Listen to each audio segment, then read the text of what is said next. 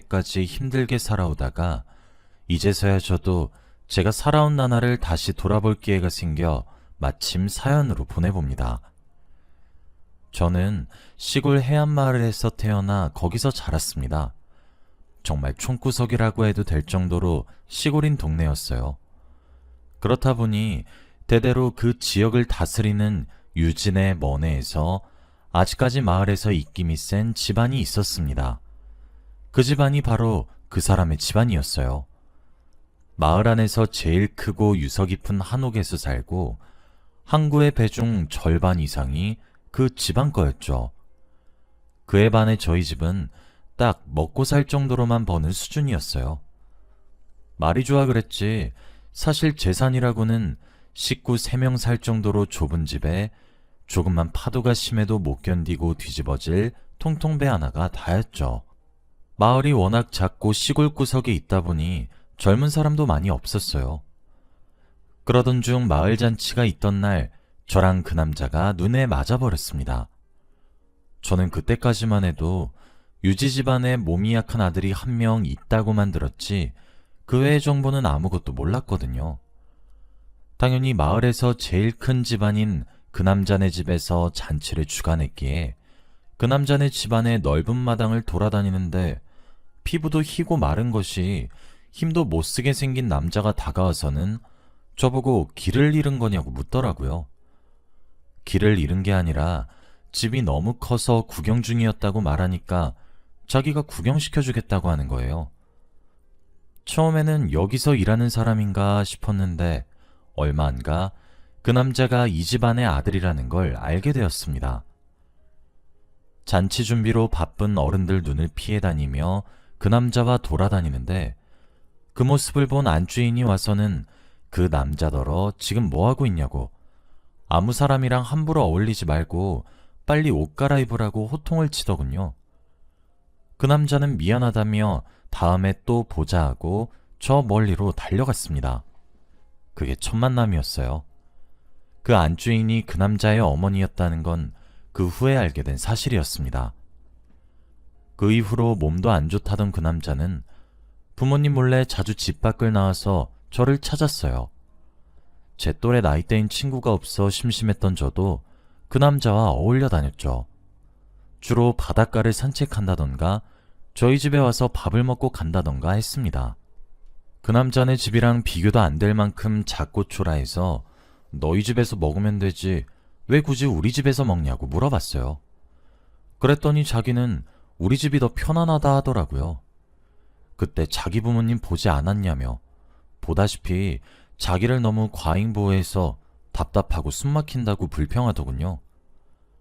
그 남자는 날 때부터 몸이 약해 멀리까지 나가 대학을 다니기도 그렇다고 바깥일을 하기도 무리였고 저도 저희 집 사정도 사정이고 그 당시에는 여자를 대학에 보내는 집이 거의 없었기 때문에 특별히 할 일 없이 고향에 남아 있었어요. 아마도 시간이 지나 자연스럽게 중매로 누군가랑 결혼하겠지 생각하면서요. 그런 만큼 그 남자와 어울려 다니는 걸 두고 동네에서도 괜히 이상한 소리가 나지 않게 조심했지만 젊은 사람이 많이 없는 동네에서 성인 남녀 둘이서 친하게 붙어 다니니 소문이 안 날래야 안 날 수가 없더군요. 솔직히 말하는 거지만 실제로도 저와 그 남자는 이미 서로에 대한 마음을 확인한 상태였어요. 대놓고 말만 안 했다 뿐이지 연인이나 다름없는 사이였죠. 하지만 저는 그때까지만 해도 그 남자와 결혼까지 생각한 적은 없어요. 감히 그럴 수 없었습니다.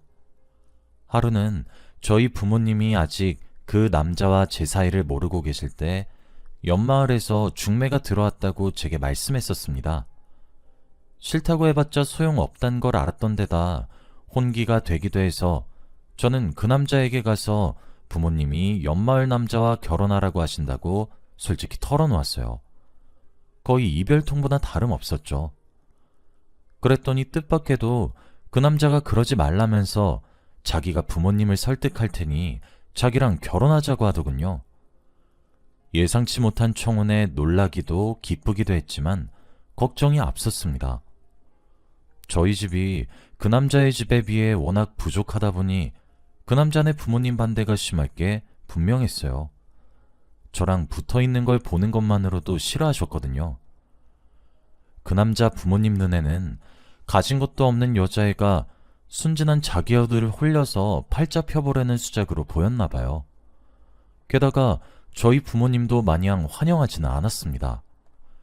그런 집안이면 사랑이나 돈을 떠나서 결혼한다 쳐도 분명히 제가 힘들 거라고요.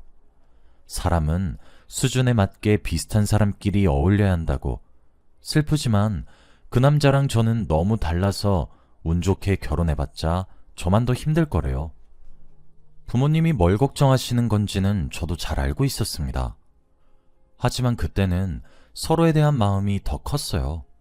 어른들 말씀은 귀에 들어오지도 않았죠. 그래봤자 저와 그 남자가 할 수 있는 건 아무것도 없었지만요. 자기 부모님을 설득하려던 남자는 실패해서 집에 갇힌 건지 아예 집 밖을 나오질 못했습니다. 소식도 없이 며칠씩이나 얼굴을 못 보니 슬슬 걱정이 됐죠. 그러던 중 며칠 뒤 갑자기 그 남자 어머니가 어떤 귀티나는 아가씨랑 함께 우리 집에 찾아와서는 제게 말하더군요. 자기 아들은 이 아가씨랑 결혼할 거라고요. 서울에 이름 있는 집안 고명 딸이라고 소개하더라고요. 그러니까 방해하지 말고 스스로 분수를 깨닫고 물러나래요. 그 아가씨도 절 가짠타는 듯 쳐다보며 한마디 거들었습니다. 이쯤 했으면 이노 씨한테서 떨어져 주세요. 이렇게 막무가내로 굴어봤자 이노 씨만 더 불행하게 만드는 거예요. 돈 때문에 이노 씨가 필요한 거라면 내가 대신 줄 수도 있어요. 그 말을 듣고 저희 부모님 품에 안겨 얼마나 울었는지 모르겠습니다. 저는 그냥 그 남자를 사랑하는 것뿐인데 남들이 보기에는 돈 때문이라고 여겨지는구나 싶어서 한없이 서러웠어요. 부모님도 딸에게 아무것도 해주지 못하는 능력 없는 부모라 미안하다면서 절 끌어안고 울더라고요. 하지만 비극은 여기서 끝이 아니었어요. 저는 그 남자의 아이를 가지고 말았습니다. 기운이라도 차리려고 밥을 먹으려는데 입안에 넣기도 전에 구역질이 올라와서 처음엔 그냥 기력이 너무 없으니까 몸에서 밥이 안 받나 보다 생각했어요.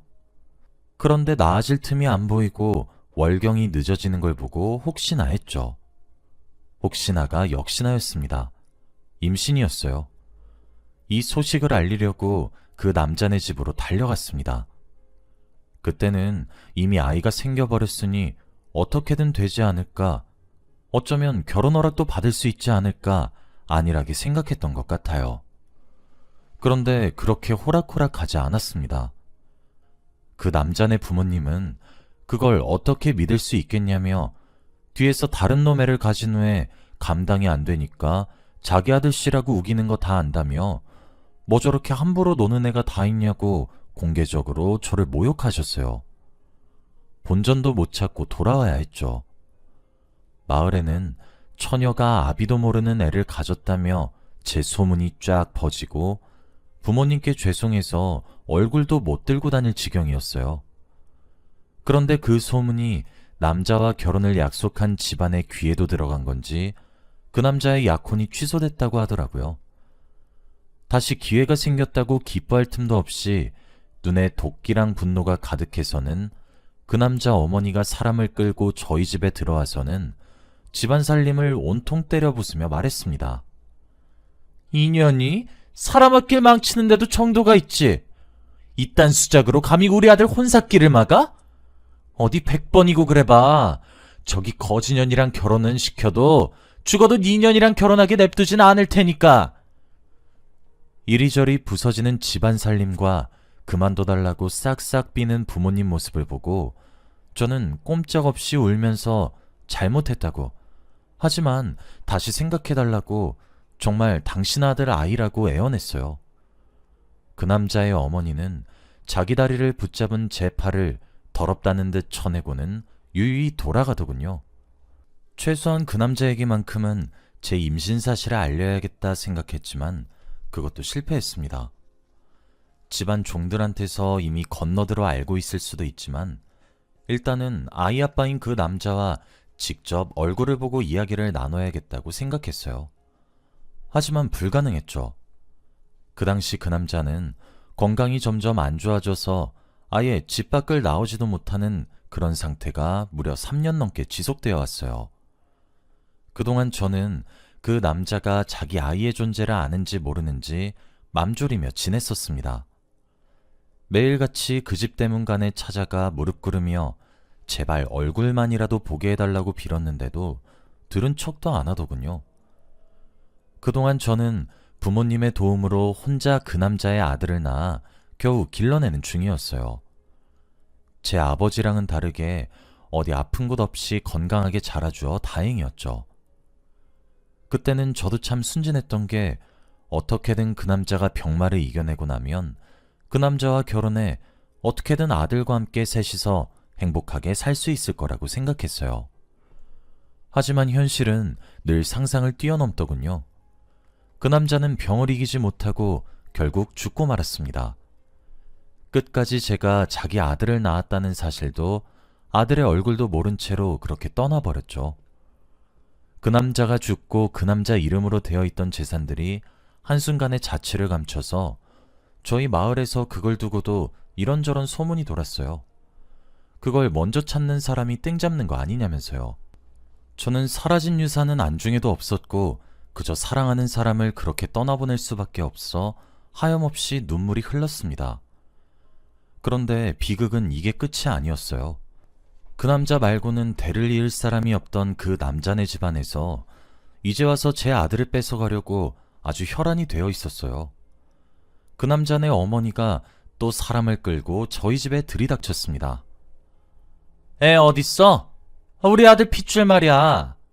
아들도 죽었으니 이제 대위일 사람은 그 애밖에 없어.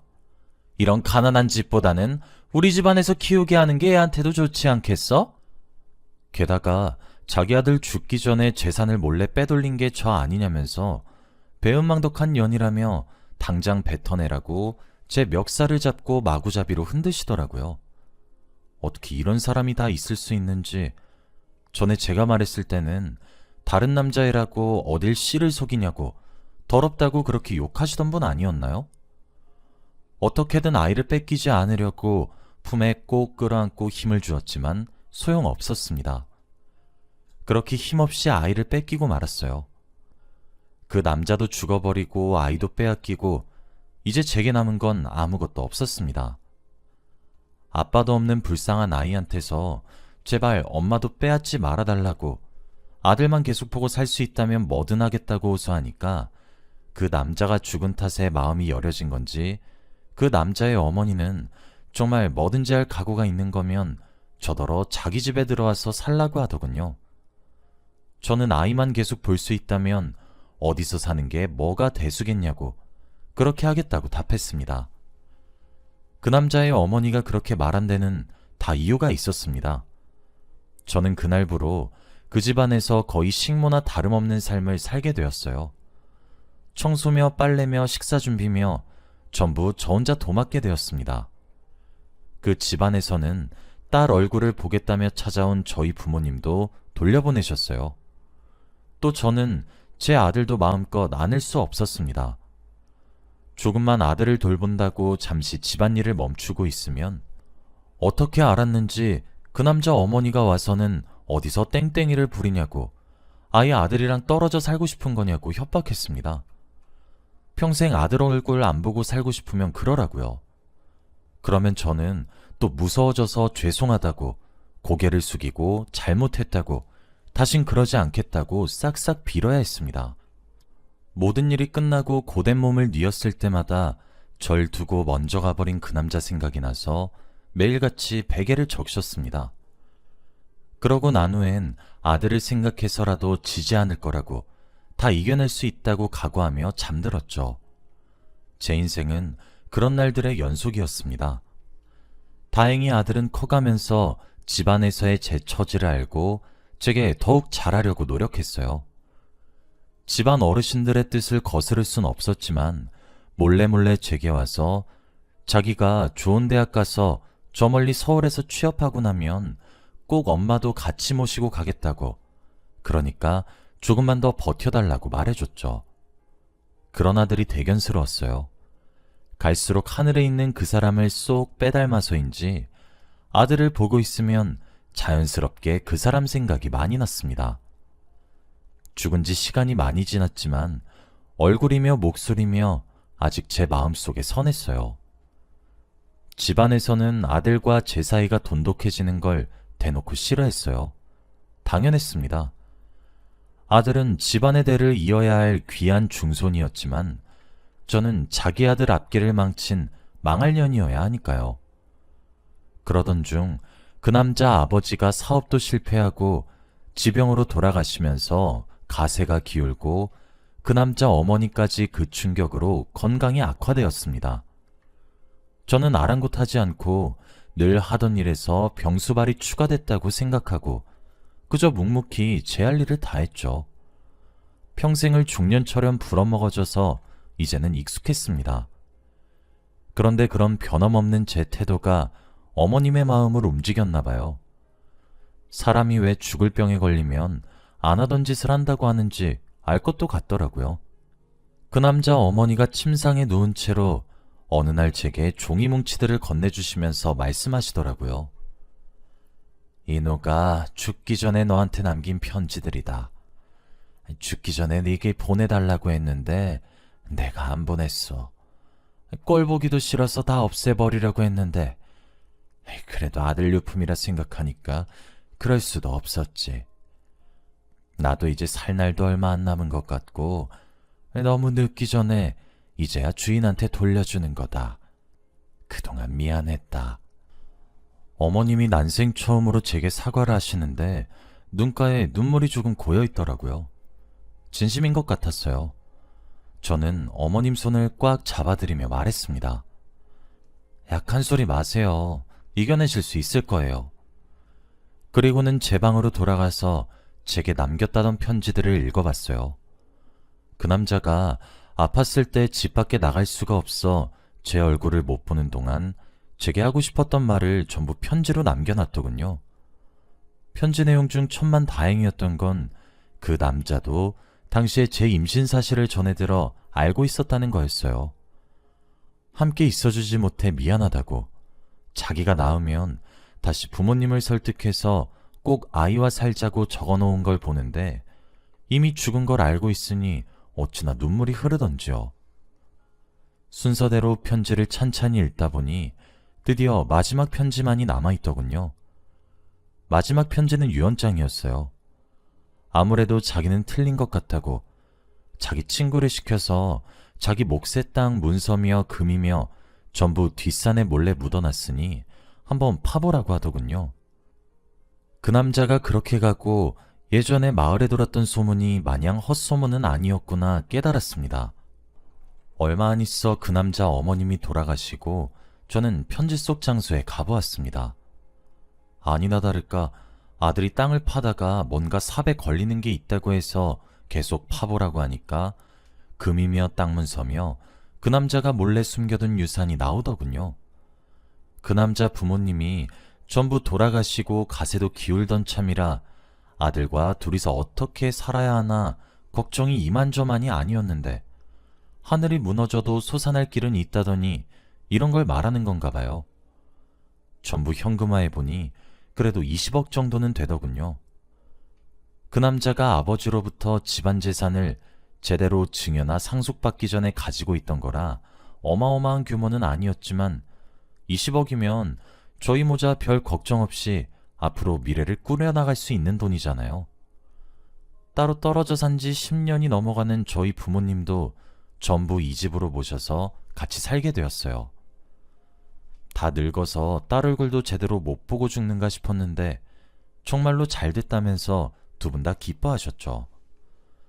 집안 건물도 대를 이을 저희 아들 이름으로 남겨졌기 때문에 이제 저희 가족 문제없이 다시 함께 할 수 있게 되었네요. 아들은 이 외딴 시골에서도 공부를 열심히 해서 서울에 있는 명문대학에 당당히 합격을 했다며 제게 알리더군요. 아버지도 없이 그동안 파란만장한 일들이 많았는데 남부럽지 않게 멋지게 자라줘서 고마울 따름이에요. 그동안 제 인생도 참 파란만장한 일들의 연속이었던 것 같습니다. 사랑하는 사람을 일찍 떠나보내고 멸시를 견디며 살다가 겨우 삶이 평안해졌네요. 그 남자 어머님은 이미 용서했어요. 젊었을 적에는 제게 씻을 수 없는 상처를 남기셨지만 이미 돌아가신 데다 자기 아들이 잘 되길 바라는 마음을 저도 이제 엄마로서 조금 이해할 수 있을 것 같아서요. 시간이 지나 아들은 사랑하는 사람과 결혼도 했어요. 지금은 새아가 뱃속에 새 생명까지 자라고 있습니다.